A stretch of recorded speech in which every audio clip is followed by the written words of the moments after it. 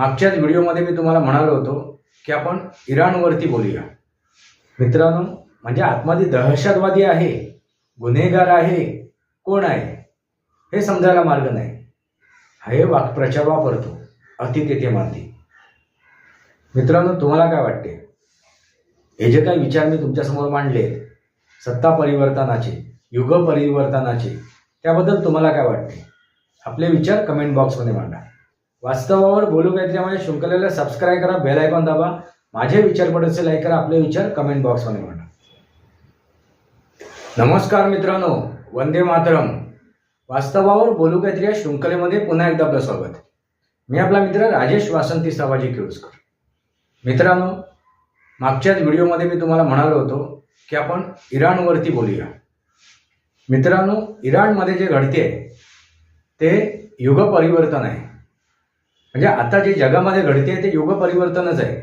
युग परिवर्तनाच्या दिशेने आता जग वाटचाल करते. अधर्मापासून धर्माकडे आपण आता चाललो आहोत. त्यामुळे तुम्हाला ज्या काही गोष्टी दिसत आहेत त्या काही अंशी तुम्हाला सकारात्मक दिसतील. आता हे युग परिवर्तन म्हणजे काय आहे? म्हणजे आपण सतयुगाकडे चाललोय असं समजायला हरकत नाही. मित्रांनो, आता जे काय गोष्टी घडत आहेत इराणमध्ये, त्या जर बघितल्या तुम्ही तर तुमच्या लक्षात येईल.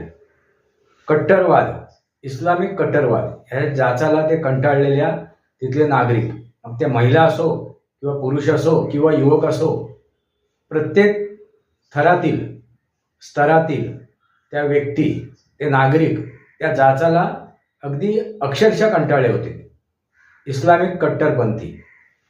आणि हीच गोष्ट तुम्हाला पाहायला मिळते जगभर, इस्लामिक कट्टरपंथी. आणि त्याच्या विरोधातच तो उचललेला बंड आहे.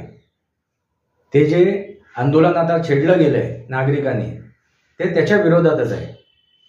म्हणजे 40 वर्षानंतर, 44 वर्षानंतर परत इराण आपली काट टाकून आपलं पूर्व जे त्यांचं ऐश्वर्य आहे त्या ऐश्वर्याकडे आता चाललंय. पूर्वी अगदी त्या इराणमध्ये स्वातंत्र्यता होती, महिलांना सुद्धा होती, पुरुषांना सुद्धा होती, कुठला जाच नव्हता. पण त्यानंतर इस्लामिक जे राज्य आलं, इस्लामिक जो नेता झाला, त्या नेत्यांनी इस्लामिककरण करून टाकलं. तेथील आता मस्जिदी जाळल्या जात आहेत, मदरसे जाळले जात आहेत. कारण अतिरेकाचं एक मर्यादा असतात. अतिरेक, अति तेथे माती. आणि ही अति तेथे माती झालेली आहे त्या इस्लामिक तथाकथित धर्माची. मित्रांनो, हेच ते युग परिवर्तन आहे. तुम्ही म्हणाल असाच एक आंदोलन नेपाळमध्ये घडलं होतं. नाही मित्रांनो, नेपाळमध्ये जे घडलं आंदोलन त्याच्यामागे राजकीय स्थिती होती, राजकीय भ्रष्टाचार होता. इथे सुद्धा राजकीय भ्रष्टाचार आहेच, पण त्याबरोबर कट्टरता आहे, इस्लामिक विचारधारेची कट्टरता. हा तिथला फरक आहे. नेपाळमध्ये म्हणा किंवा इराणमध्ये म्हणा, त्या दोघांमधला हा फरक आहे, इस्लामिक कट्टरता. मित्रांनो, हेच तुम्हाला दिसून येईल. आता भारतामध्ये सुद्धा जे परिवर्तन घडत आहेत, जे इस्लामिक कट्टरता होती, जे काय 70 वर्षात काँग्रेसनी जी इस्लामिक कट्टरता दाखवली होती, त्यांचं लागून चालन चालू होतं, अगदी त्यांच्यासमोर लोटांगण घालणं चालू होतं, ते आता कुठेतरी थांबलेलं आहे. आणि त्याच दिशेने, त्याच युग परिवर्तनाच्या दिशेने भारत सुद्धा काट टाकतोय. कारण या भारताची सुद्धा जी फाळणी झाली ती सुद्धा इस्लामिक ह्या मुद्द्यावर झाली आहे. मुसलमान, इस्लामिक म्हणून पाकिस्तानची निर्मिती झाली. आणि त्याच पाकिस्तानच्या निर्मितीनंतर मग त्या पूर्व आणि पश्चिम पाकिस्तानामध्ये विभाजन झालं आणि तो बांगलादेश झाला. आणि आता जे बांगलादेशमध्ये घडते आहे, हिंदूंच्या बाबतीत त्यांना मारलं जाते आहे, त्यांची कत्लेआम होते आहे, आया बहिणींची इज्जत लुटली जाते आहे, त्याला कारणच हे इस्लामिक कट्टरता. मित्रांनो, हे आता संपुष्टात येण्याच्या मार्गावरती आहे. आता ज्या भारतामध्ये बुरख्यांबद्दल आंदोलन केलं गेलं होतं. आम्हाला बुरखे हवेत, आम्ही बुरखे घालूनच येणार. आणि त्याच्यानंतर ह्या बुरख्याधारी कशा काय चोऱ्या करतायत, चोऱ्या माऱ्या करतायत हे तुम्ही बघितलं असेल.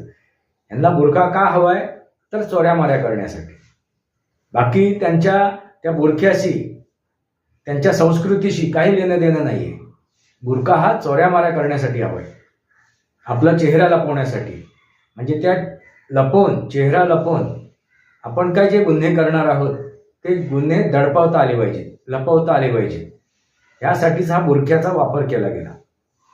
मग त्या बुरख्यामध्ये एखादी स्त्री आहे की पुरुष आहे हे समजून येत नाही, कारण त्याच्यावर हात कोण घालायला धजवत नाही. कारण शेवटी काय, जर हात घातलाच त्याच्यावरती तर हे कट्टरपंथी उफाळून बाहेर येतील, आंदोलनं करतील, त्याच्या विरोधात घोषणा देतील, विरोधात आंदोलन करतील. मित्रांनो, म्हणजे आतमध्ये दहशतवादी आहे, गुन्हेगार आहे, कोण आहे हे समजायला मार्ग नाही. त्यामुळे हा बुरख्याचा वापर या मुसलमानाने अगदी त्यांना साजेसं केलेलं आहे. कारण त्यांचा इस्लाम, त्यांचा कुराण हे तेच सांगते, त्यांना तेच मार्गदर्शन करते, तेच हे त्यांच्यावरती संस्कार करतात. त्या कुराणामध्ये सांगितल्याप्रमाणे ते मुसलमान चाललेले आहेत. आणि हे कट्टरपंथी त्यांचे मुल्ला मौलवी. आणि ह्याच कट्टरपंथीला, ह्याच इस्लामिक कट्टरपंथीला त्या इराणची जनता कंटाळली आणि 40-44 वर्षानंतर परत एकदा त्यांनी श्वास घ्यायला सुरुवात केलेली आहे. हे आंदोलन थांबलेलं नाहीये, अजूनही सत्ता परिवर्तन झालेलं नाहीये. ते खोमेनी आहेत, त्या देशाचे जे सर्व राष्ट्राध्यक्ष, ते आता बिळात जाऊन लपलेले आहेत. ते कदाचित त्या इराण सोडून रशियाला पळतील, ही एक परिस्थिती निर्माण झालेली आहे. आणि मग त्या इराणमध्ये जे राजेशाही होती ती परत येईल, ज्या राजेशाहीला तिथून आपला काढता पाय घ्यावा लागला होता.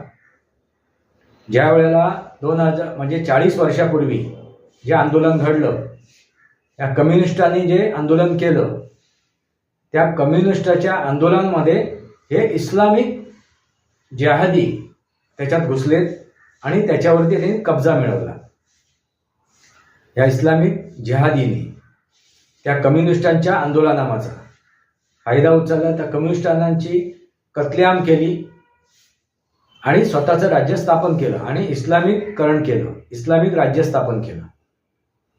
मित्रांनो, आता परत एकदा मूळच्या त्या इराणच्या सभ्यतेकडे, त्या संस्काराकडे, संस्कृतीकडे इराण आता वळतोय, तो काट टाकतोय. ते सत्ता परिवर्तन होते, ते युग परिवर्तन होते. हेच तुम्हाला सांगायचं आहे. म्हणजे एखाद्या गोष्टीची अतिरेक झाला तर त्या अतिरेकाचे हे पर्यावसन होते, जे आता तुम्हाला या इराणमध्ये पाहायला मिळते. अति तेथे माती, म्हणून आपण हे वाक्प्रचार वापरतो, अति तेथे माती. मित्रांनो, तुम्हाला काय वाटते? हे जे काही विचार मी तुमच्यासमोर मांडले, सत्ता परिवर्तनाचे, युग परिवर्तनाचे, त्याबद्दल तुम्हाला काय वाटते? आपले विचार कमेंट बॉक्समध्ये मांडा. हेच ते वास्तव आहे. वास्तवावर बोलू काहीतरी.